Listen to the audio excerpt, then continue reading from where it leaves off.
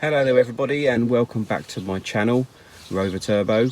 This is part 2 on the Audi A4 convertible, the one that had an intermittent starting problem and the roof not working. So in this video we're going to investigate the starting issue and obviously look a bit more into the actual roof and see if we can work out where we're going. So as usual, please like the video and subscribe for future updates. Tick that bell and you'll get notifications of future videos. Let's crack on. Right, so on the Audi, on this Audi problem, this is the first I've been driving about the last few days. It's the first time it's done it on me. I know when it's not going to start. I haven't tried it, but the PRDS, whatever, PRNDS is flashing. So I bet you if I crank it, it won't start. No. Okay, so flashing, yes, right. Let's see if this works, because if it doesn't, I'm a bit stuck. Okay, so I just had to stop there because the helicopter went over, but basically it's still flashing. It's just starting to rain, which is great. It's bloody sunny yesterday. So I'm going to whack this and I'm going to see what happens. So listen. Hear anything?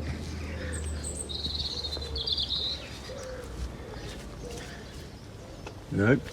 No, maybe it's not going to work every single time.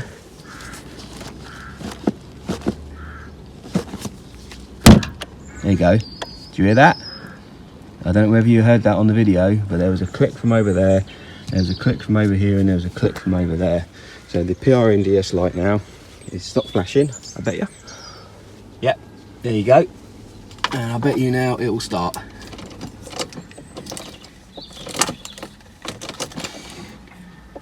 Turn the key back. There you go, start straight up. So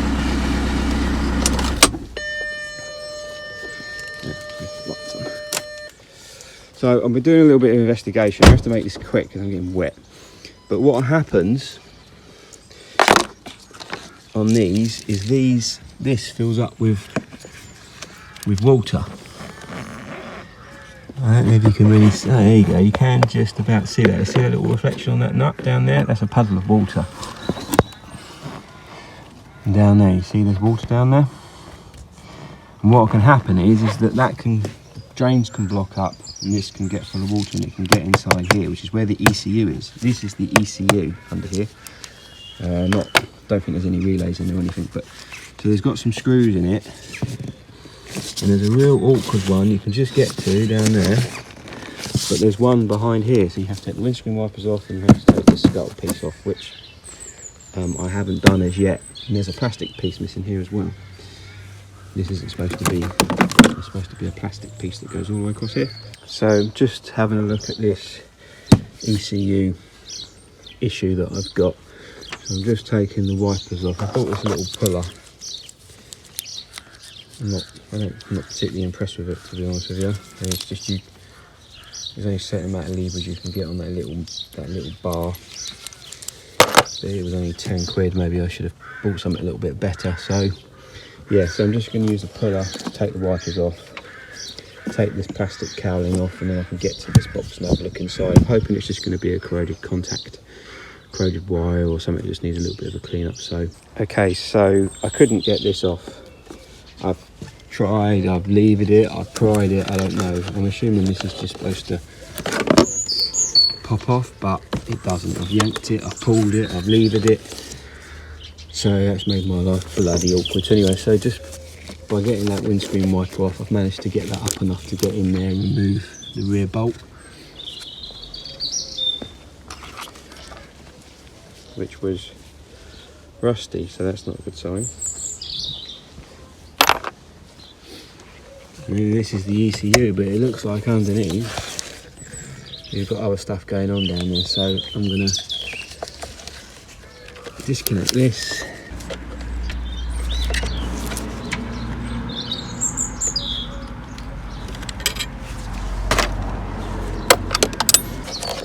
I'm assuming this just levers out the way. So maybe it's not a connection in the ECU. Let's see what else we've got in here. Okay, so yeah, the ECU just comes out like that, and then you've got this little relay box which just clips into the bottom. Now you've got 2 relays there, and then you've got 2 small relays here. Now this one in the middle was quite hard to get out. I've had it out once already and I've put it back in. I've had it out 2 or 3 times, and every single time it's quite hard to get out. So when you take this relay out, the fault appears on the dash. Turn ignition on, PRNDS light flashes, put it back in, it disappears. So my suspect is that it's this relay. When you look at the end of the pins there, that to me looks like heat. So I would imagine that this relay is probably, if it's the main engine management relay, it probably does quite a lot. Is that brown on top there? I reckon it's overheated. Also looks like it's a bit brown on the side there. So it does look okay inside, but this is going to be my first suspect. So I'll see if I've got another one of these. If I haven't, I'll order one and I'll try that first, because I can't see, there's no water inside here. So I don't think it's a corrosion issue. I can't see anything else, and it's definitely this relay that. So this is a bit sticky. Obviously, by bashing it, you're making, you're making it force that contact. So I wouldn't have thought it's anything in here. I'm not going to be able to get it undone easy anyway, because we've got these tamper-proof contacts on here, or bolts. So let's have a look at this, see if we've got anything that can replace this. So I've checked all of the fuses. They were all fine. There was no corrosion on any of the contacts. Everything else looks fine. So I'm going to put it all back together loosely, just put a couple of screws in it, obviously put the windscreen wipers back on, and then just continue to drive it and see whether, because periodically it would do it. It'd be fine for a couple of days, and then you'd leave it for 10 minutes and then it would do it, and then you'd leave it overnight and it would work. It's all a bit random. So I'll just need to keep driving it.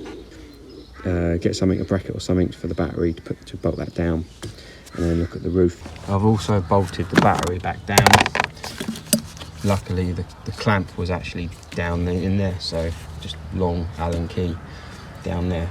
And then have a look at this water drain problem, see if I can find the drains and unblock them. So having a quick look, I mean there's no water in there now. So, and even when I have looked in there and it has been raining, or it has rained, there's only a little bit of water at the bottom. You're going to have a little bit of water in there because it depends on where the drains are. So it's all completely dry in there now. So looking at the ECU and looking at all that, I don't think it's actually a problem. So I just think it was a sticky relay. So only time will tell on that one. Doing a bit more investigation on the Audi, and I've taken all of this off.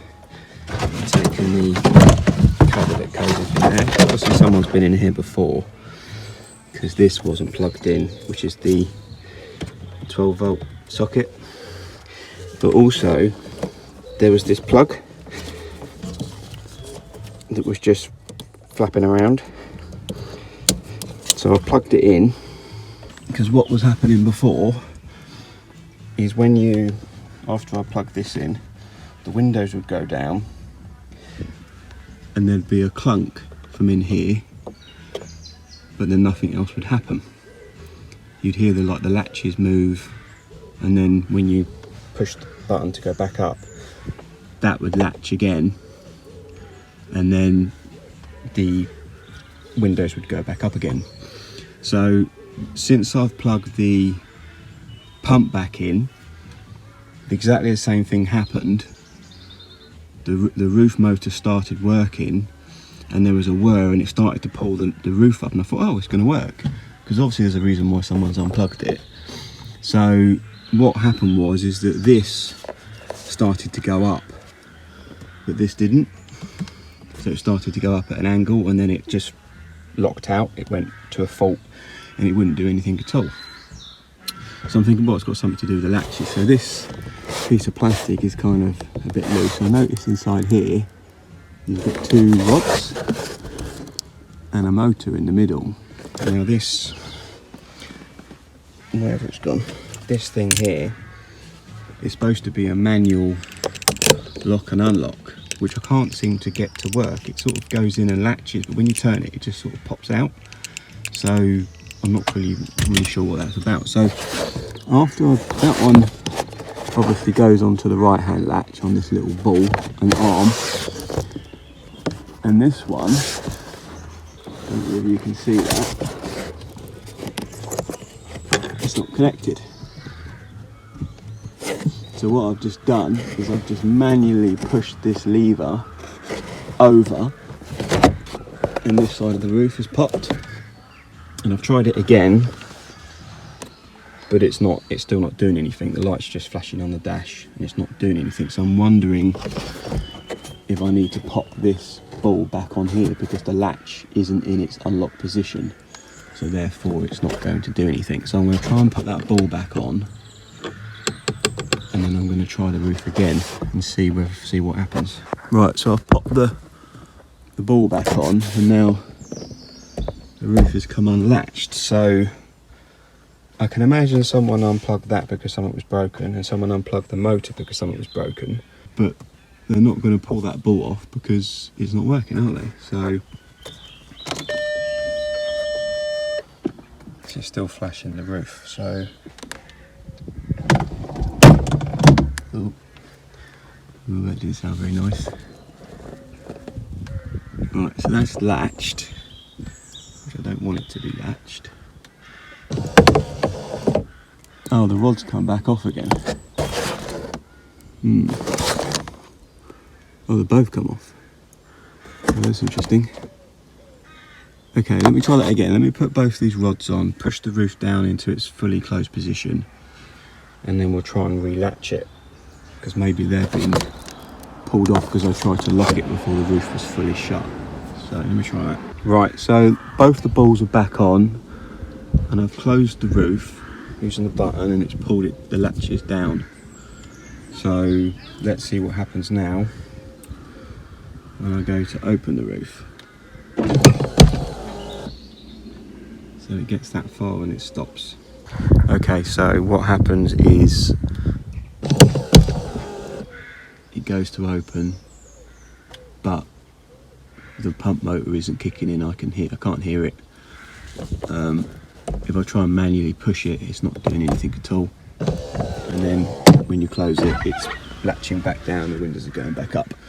So the first thing I'm going to do is take the pump out and apply power to it and see whether that actually makes any difference, whether actually the pump is seized or not. So to get to the pump, which is down there, we need to remove the amp, and there's some 10mm bolts holding the bracket on for the amp. Swing that out of the way, and then there's some bolts which hold the pump on. So hopefully I can just lift that out onto here. And another bolt there.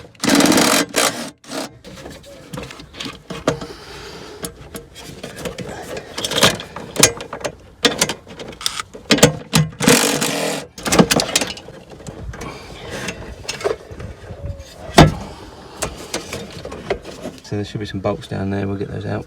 So, the 8mm bolts, one there. I think there's one down the other side somewhere. No, they are 10mm.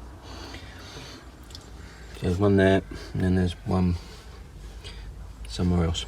Okay, so it looks like there's one bolt down here, but that hasn't been put in, so that looks like it's missing.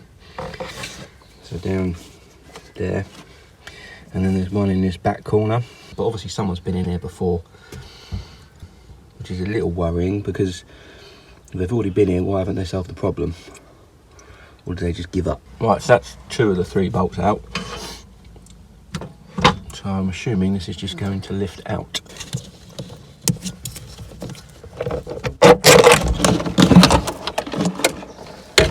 So there we go, but there is a level in here, and I can't actually see it.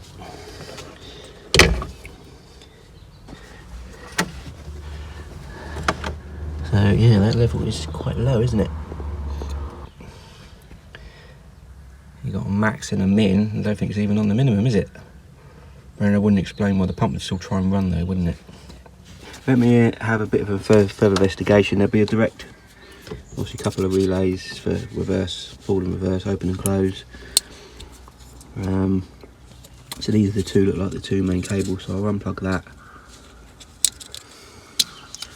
put some power to it and see what happens. So yeah, let me get a battery and a bit of cable and we'll poke it and see what happens. Right, so I have tested this using the two front terminals, but I can't do all three in hold. So I've got this jump pack connected up, and the negative wire is probed into the back of the negative on that connector. And then if I probe this on the positive, it doesn't do anything at all. So that is going directly to the pump. So the pump is no worky. So I've got nothing to lose by taking it apart. A couple of Torx bolts and this unit comes off, and then you can take it apart. Two 25mm Torx, there and there.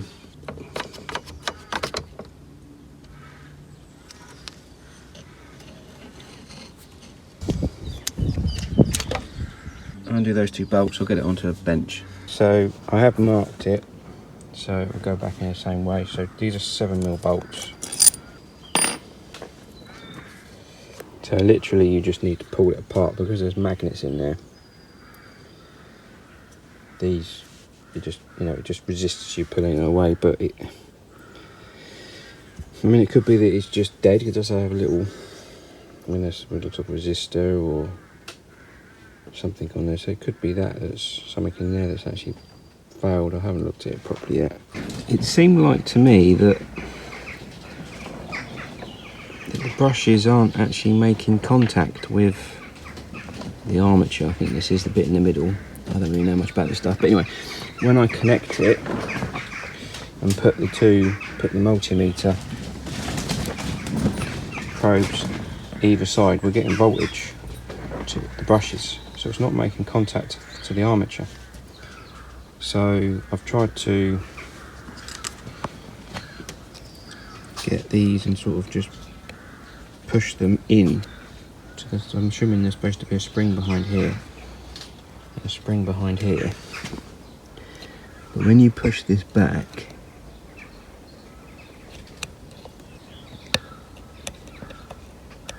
yeah, that one does. That one's sort of got some spring load against it.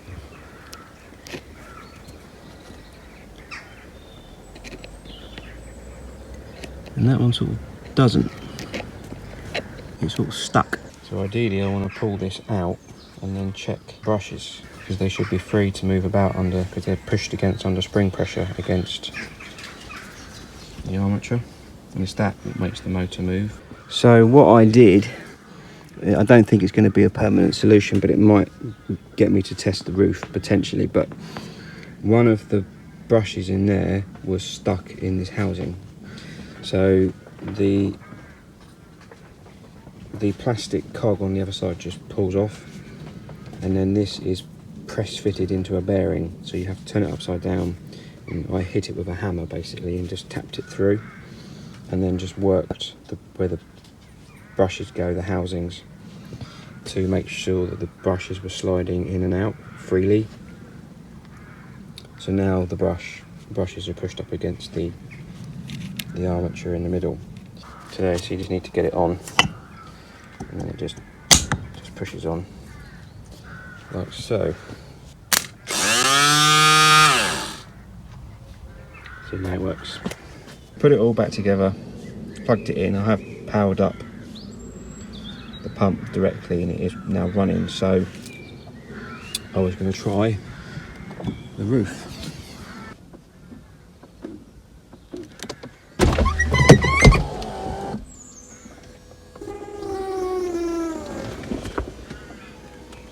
Yeah, okay, so that I think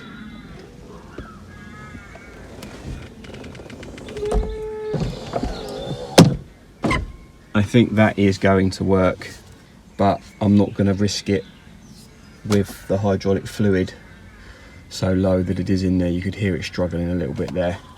So I'm happy that the roof is going to work now, so I just need to get some hydraulic fluid, top that up. Might actually have some. I'll have a look, see if I can top it up. Found some oil, I've topped it up, and now I'm going to risk it.